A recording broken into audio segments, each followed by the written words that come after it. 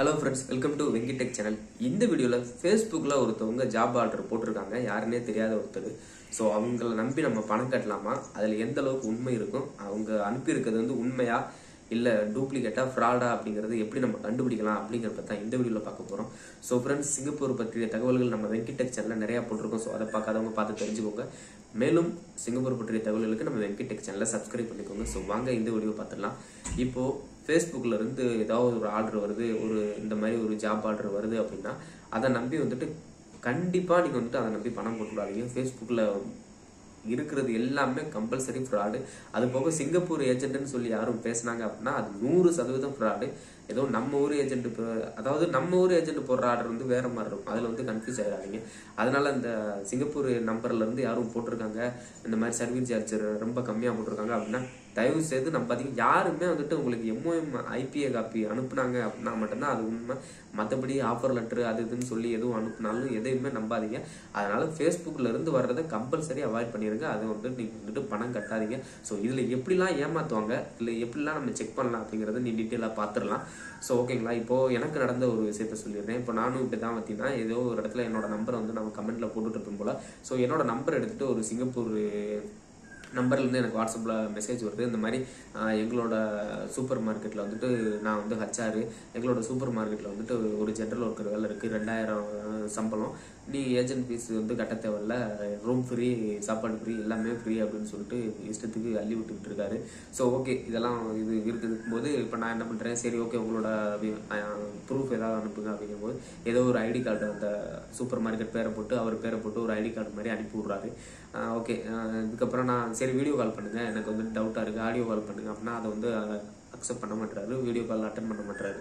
சரி இப்படியே போயிட்டு இருக்கும்போது என்ன பண்ணிட்டாரு, எனக்கு ஒரு அப்ளை காப்பி மாதிரி MOMல அப்ளை பண்ணதுக்கப்புறம் ஒரு அப்ளிகேஷன் சக்சஸ்னு வரும்னு சொல்லி இருக்கும் இல்லையா, அதை ஸ்கிரீன்ஷாட் எடுத்து அனுப்பிடுறாரு. அதில் என்னோட பேரை போட்டு இந்த மாதிரி பேலன்ஸ் வந்து பெண்டிங் அப்படின்னு சொல்லி போட்டிருக்கு. அப்போ வந்துட்டு அதை சொல்றாரு அவரு, உன்னோட அமௌண்ட் கட்டாம இருக்கேன், நான் சிஸ்டம் முன்னாடி தான் உட்காந்துட்டு இருக்கேன், நீ வந்துட்டு எனக்கு ஒரு $300 போட்டு விடு, நான் அப்ளை பண்ணணும் அப்படிங்கிறாரு. நான் சொல்றேன், நீங்க அந்த HR தானே, உங்களோட இதுக்கு தானே என்னை வந்து வேலைக்கு எடுக்கிறீங்க, அப்புறம் எதுக்காக நான் பணம் கொடுக்கணும் அப்படின்னு சொல்லி கேட்டு இருக்கும்போது இல்லை நாங்கள் வந்துட்டு கவர்மெண்ட் கொடுக்கணும் அப்படி இப்படின்னு ஏதோ நம்ப வைக்கிற மாதிரியே பேசுறாப்புல. சரி ஓகே, நான் வந்துட்டு பணம் கட்டவே இல்லை, இருங்க அப்படி இப்படின்னு சொல்லி இழுத்தடிச்சுட்டே இருக்கும்போது கடைசியில் அவராக ஒரு முடிவு வர்றாரு. சரி ஒரு $100 போட்டு விடு அப்படிங்கிற மாதிரி $100 கேட்குறாரு. நான் அதையுமே போட்டு விடலை. அப்புறம் நான் அவர்கிட்ட கிராஸ் கொஸ்டின் கேட்க கடைசியில் பிளாக் பண்ணிட்டு ஓடி போயிட்டாரு. ஸோ இதுதான் வந்துட்டு எனக்கு நடந்துச்சு. எனக்கு நடந்தது பார்த்தீங்கன்னா அந்த MOM அப்ளை பண்ணின மாதிரியே ஒரு ஸ்கிரீன்ஷாட் எடுத்து அனுப்பிடுறாரு. அதில் என்னோட பேர் இருக்கு. அது இந்த மாதிரிலாம் வரும். இதை வந்துட்டு 100% நம்பாதீங்க. ஏன்னா அப்ளை காப்பி IPA மாதிரி வந்தாதான் நம்ம நம்ப முடியும். இவங்க வந்துட்டு அந்த MOM வெப்சைட்ல போயிட்டு ஏதாவது ஒரு போட்டோ ஸ்கிரீன்ஷாட் எடுத்துட்டு அதில் அந்த பேர் பழைய பேர் இருக்குல்ல, யாருக்காவது அப்ளை பண்ணியிருப்பாங்களே அந்த பேர் எடுத்துட்டு நம்ம பேரை சேர்த்து விட்றாங்க.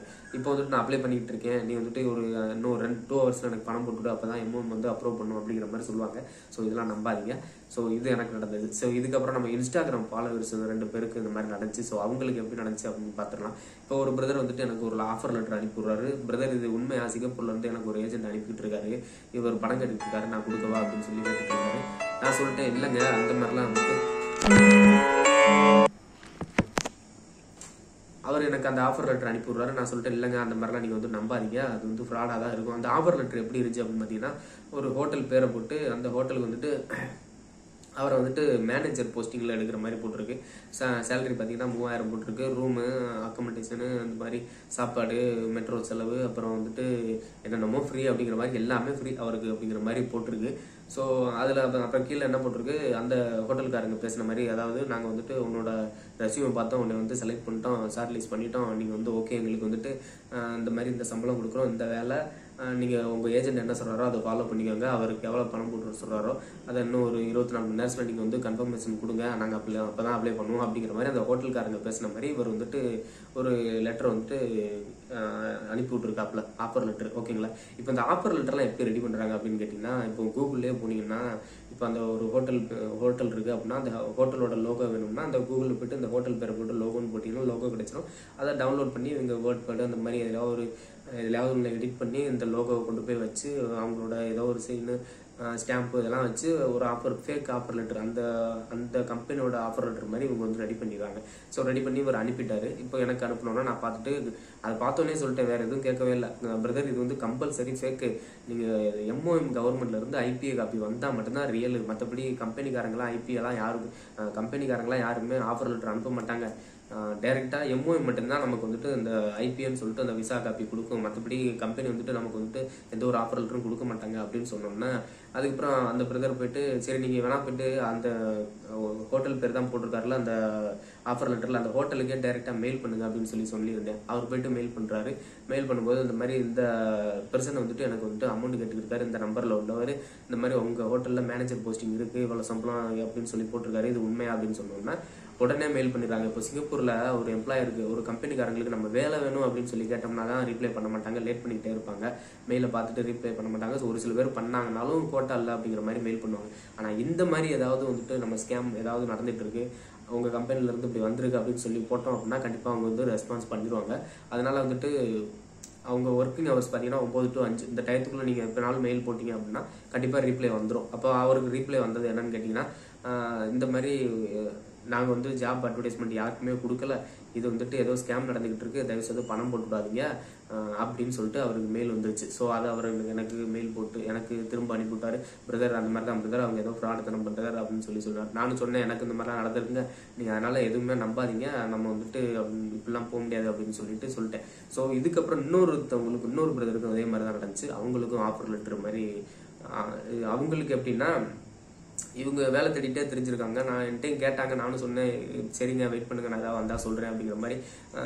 ஏஜென்ட் மூலமாக தான் போகிற மாதிரி இருக்கும். கிட்டத்தட்ட 7000 செலவாங்க, என்னோட நான்லாம் 7000 இப்படி தான் கட்டி வந்தேன் அப்படின்னு சொல்லும்போது எல்லா பேருமே ஏன் இப்படி பண்ணுறாங்கன்னா, எல்லாருக்குமே என்ன ஆசைன்னா $7000 எப்படி கட்டுறது, நம்ம குறைச்ச இதில் எப்பயாவது போகிற மாதிரி பார்ப்போம் அப்படிங்கிற மாதிரி தான் பிளான் பண்ணிட்டு இருக்காங்க. ஸோ இப்படி இவங்களுக்கு பிளான் பண்ணுறவங்கள இந்த மாதிரி ஃப்ராடுங்க வந்துட்டு யூஸ் பண்ணிக்கிறாங்க. ஸோ $7000 கட்ட முடியாத இடத்துல அந்த ஃப்ராடுங்க என்ன சொல்கிறாங்கன்னா, ஒரு $2000 போட்டு விடுங்க, நான் உனக்கு வந்துட்டு 3000 சம்பளத்துக்கு நான் வேலைக்கு ரெடி பண்ணி கொடுக்குறேன் அப்படிங்கிற மாதிரி சொல்லி அவங்ககிட்ட பேசிகிட்டு இருக்காரு. ஸோ இவர் என்ன போட்டிருக்காரு, medical free, ticket free, room free, recharge பண்ணுறதுக்கு ஃப்ரீ, நீங்கள் குளிக்கிறது ஃப்ரீ, சாப்பாடு ஃப்ரீ, என்னென்னமோ இஷ்டத்துக்கு எல்லாமே ஃப்ரீங்கிற மாதிரி அள்ளி போட்டுருக்காரு அந்த ஜாப் டீட்டெயிலில். ஸோ ஓகே அதான் எனக்கு அனுப்பி விட்றாங்க. நானும் அதே சொல்லிட்டேன், நீங்கள் வந்துட்டு அந்த எனக்கு வந்துட்டு எம்ஓஎம்ல ஆள் தெரியும், நான் அவங்ககிட்ட இருங்க, உங்கள் ரெஜிஸ்டர் நம்பரை கொடுத்துட்டு நான் கேட்டுட்டு சொல்கிறேன் அப்படிங்கிற மாதிரி சொல்லி வைங்க அப்படின்னு சொன்னேன். இவங்க போய் அதை சொல்லவும் அவர் வந்து கொஞ்சம் கடுப்பாக ஆரம்பிச்சிட்டாரு. அதுக்கப்புறம் பார்த்தீங்கன்னா சரி அந்த கம்பெனி டீட்டெயில் எல்லாம் கொடுங்கன்னு சொன்னால் கம்பெனி டீட்டெயில் அனுப்பி விட்றாரு.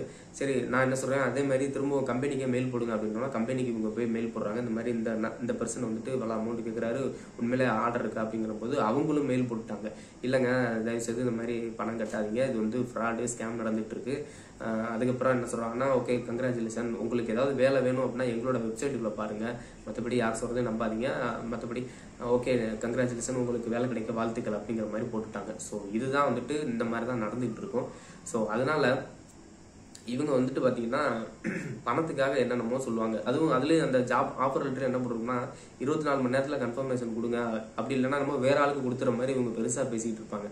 அதனால நான் என்ன சொல்ல வர்றேன், இதுலேருந்து ஃபேஸ்புக்கில் இருந்து யாரும் சிங்கப்பூர் நம்பர் மாதிரி போட்டிருந்து, இது சிங்கப்பூர் நம்பர் தான் போட்டிருக்கோம், ஆனால் நம்ம ஊர் எவனோ ஃப்ராடுக்காரன் தான் இப்படி பண்ணுவான்னு நினைக்கிறேன், எவன்னு தெரில. சிங்கப்பூர்ல இருந்து இப்படி பண்றானா என்னன்னு தெரியல. இவங்க உங்க ஏஜென்சி அட்ரஸ் எல்லாம் அனுப்புங்க அப்படின்னாலும் கரெக்டா அவங்க என்னமோ ஒரு ஏஜென்சியோட டீட்டெயிலாம் அனுப்பிவிடுவானுங்க. அவங்க உண்மையிலே வச்சு நடத்துற மாதிரி தான் அனுப்புவானுங்க. அதனால ஒரு 90% எவ்வளவு உண்மையா மக்களை ஏமாற்ற முடியுமோ அந்த அளவுக்கு 90% நம்மளை வந்து முட்டாளாக்குறதுக்கு தான் பார்ப்பானுங்க. எங்களோட லைசன்ஸ் நம்பர் இதுதான், எங்களோட ஆஃபீஸ் அட்ரஸ் இதுதான், எங்க இதில் ஆஃபீஸில் எத்தனை பேர் இருக்காங்க அப்படிங்கிற மாதிரி ப்ரூஃபாக அனுப்புவான். நான் வீடியோ கால் பண்ண ஆடியோ கால் பண்ணேன்னா இதை வந்து அக்செப்ட் பண்ண மாட்டான். ஸோ இப்படியே போயிட்டு இருக்கும். அதனால இவன் பண்றது எதுவுமே நீங்க வந்து நம்பிடாதீங்க. ஃபேஸ்புக்கில் இருந்து எதுவும் ஒரு ஆர்டர் வருதுன்னா கம்பல்சரி பணம் மட்டும் முன்னாடி போட்டு விட்றாதீங்க. பணம் போட்டு விடாம நீங்க வந்துட்டு டைரெக்டாக அந்த கம்பெனி நேம் வாங்கி, கம்பெனிக்கே கூட உங்களுக்கு டவுட்டாக இருக்குது, ஓகே இவர் சொல்கிறதுலாம் எனக்கு உண்மையாகவே இருக்குது, அதனால சின்ன டவுட் இருக்குது அப்படின்னா நீங்கள் அந்த கம்பெனிக்கே டைரெக்டாக மெயில் பண்ணுங்கள். மெயில் பண்ணோன்னா உங்களுக்கு வந்துட்டு அந்த டவுட் கிளியர் ஆயிரும். ஸோ அதனால் கொஞ்சம் கேர்ஃபுல்லாக இருந்துக்கோங்க. என்னை பொறுத்தவரை ஃபேஸ்புக்லேருந்து எந்த ஆர்டர் இருந்தாலும் அதை வந்து நம்பி பணம் போட்டு விடாதீங்க. அவன் $100 தான் சொல்லுவான், $100 போட்டு விட்டு நான் உனக்கு 2000 சம்பளத்துக்கு வேலை வாங்கி தரேன்னு சொல்லுவான்.